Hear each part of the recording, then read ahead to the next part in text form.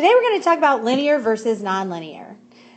Sometimes a function creates a linear relationship and sometimes it creates a nonlinear relationship.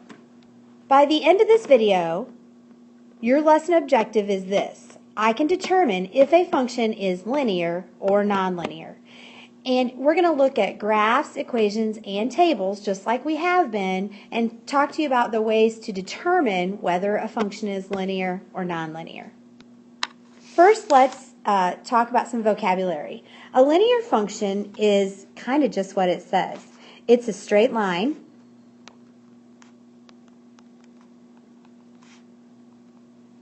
When you plot it on a graph, okay, and it also has a constant rate of change.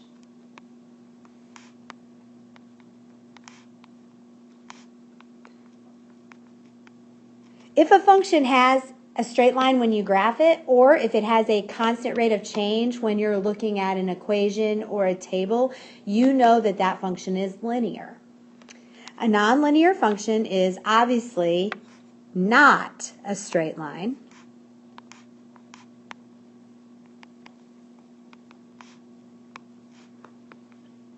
Sorry.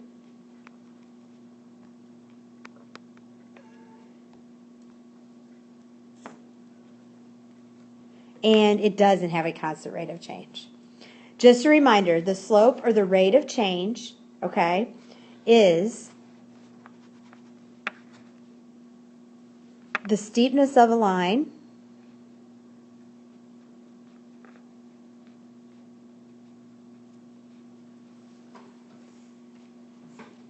and it can be determined a lot of different ways.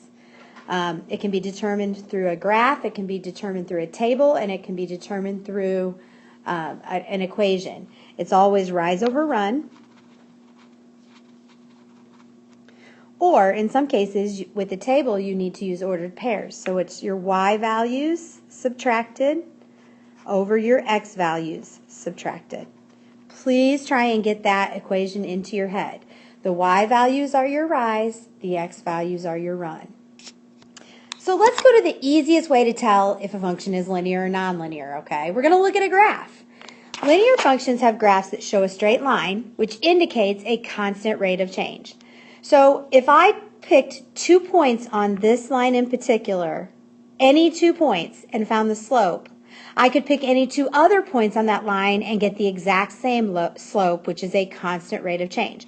So if you are looking at a graph and you see a straight line, you know that a function is linear. Okay? It's got that word right inside of it. All right? Also, if you have a set of data points, you can plot them on a graph, connect them, and see if it's linear or not.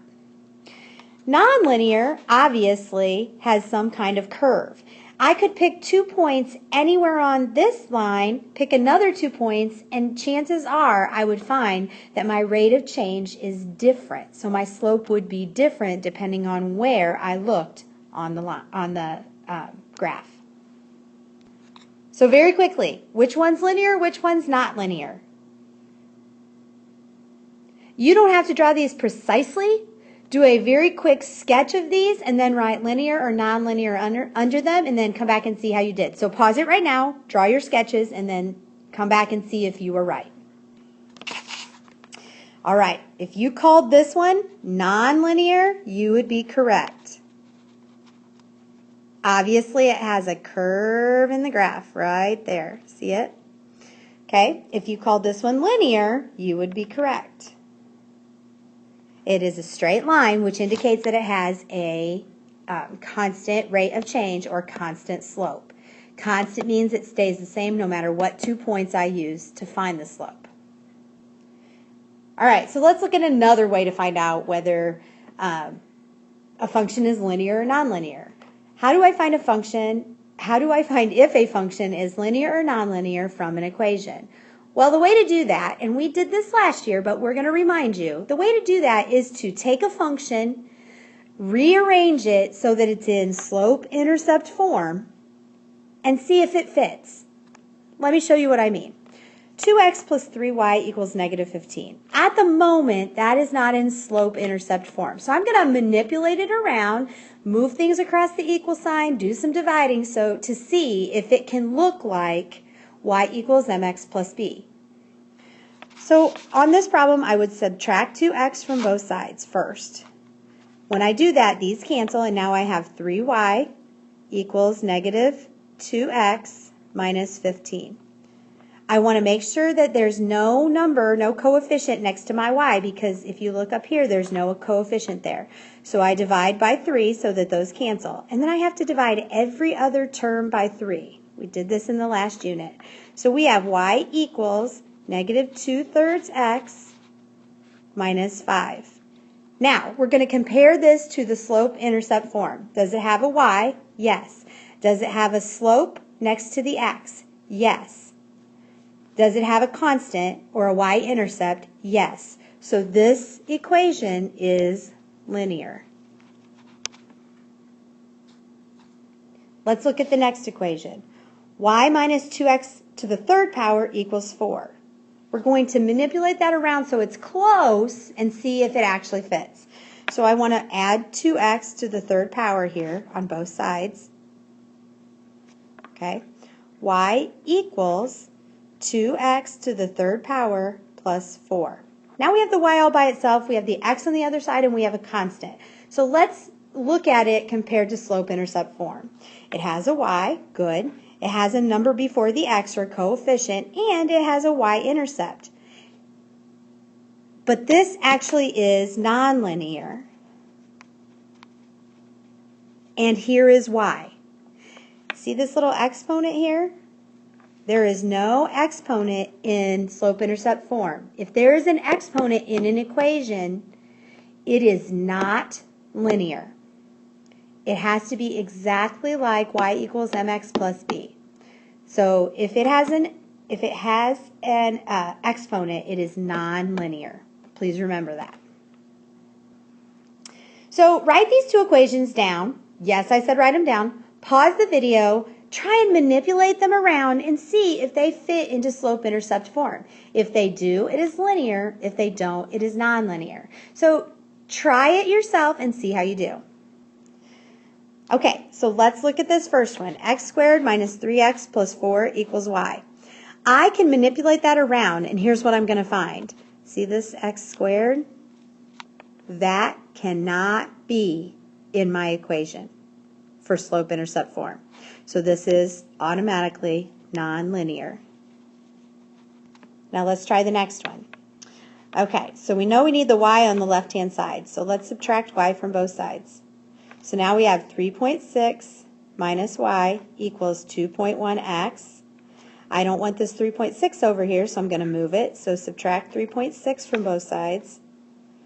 Now we have negative y equals 2.1x minus 3.6. It's really, really close to slope-intercept form, but what's hurting us right now is this negative 1. So what I can do is divide both sides by negative 1, everything on both sides by negative 1.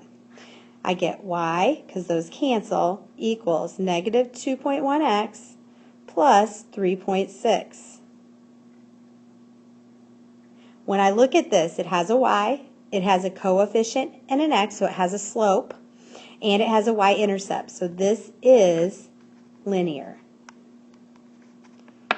We'll get more practice with this as we go. You have to learn to move things around so that you can see whether it fits in slope-intercept form. Okay, so one more way to determine whether a function is linear or not is to look at a table, okay? Here's what makes a function linear when you're looking at a table. A function is linear if the data in a table shows a constant rate of change In order to determine a table has a constant rate of change, you have to try all of the ordered pairs listed and see if that constant rate of change stays with it the entire way. How do we do that? We use our slope formula for ordered pairs, y2 minus y1 over x2 minus x1. So let's try that. For instance, we're going to try these two ordered pairs, x and y, x and y. Since y is my x2, or 1 is my x2, so it's going to be 1 take away 4 over 2 take away 1. When I actually solve that, I have negative 3 over 1, so my rate of change or my slope is negative 3. So we need to keep going and check the rest of the ordered pairs. So now let's check the next set. Negative 2 minus 1 over 3 minus 2. I get negative 3 over 1 equals negative 3. Now, even though these two are exactly the same, it is not okay for you to stop. You have to try all of the ordered pairs to make sure that there is a constant rate of change. So we'll try one more set. Negative 5 minus negative 2, don't forget the parentheses, 4 minus 3 gives us negative 3 over 1, which is the same as negative 3. These three rates of change are exactly the same, so this table is linear. All right, let's try one more. Let's try this one. 4 take away 1 over 2 take away 1 is 3 over 1, which is 3. So my rate of change for my first two ordered pairs is 3. Let's check the next one. 9 take away 4 over 3 take away 2. 9 take away 4 is 5. 3 take away 2 is 1. So my rate of change there is 5. Since I've tried two ordered pairs and they're different rates of change, I know automatically that this is nonlinear. I'm going to check one more set of ordered pairs just to make sure that we're checking everything. And so I'm going to do this one. 16 take away 9, 4 take away 3 equals 5 over 1, or 5. The last two, the last two are 5, but the first one is 3, and if they're not exactly the same, then it makes it nonlinear. Okay, so that seemed like a long video, but it was just a lot of examples. Please write down any questions you have, and we'll go over this in class.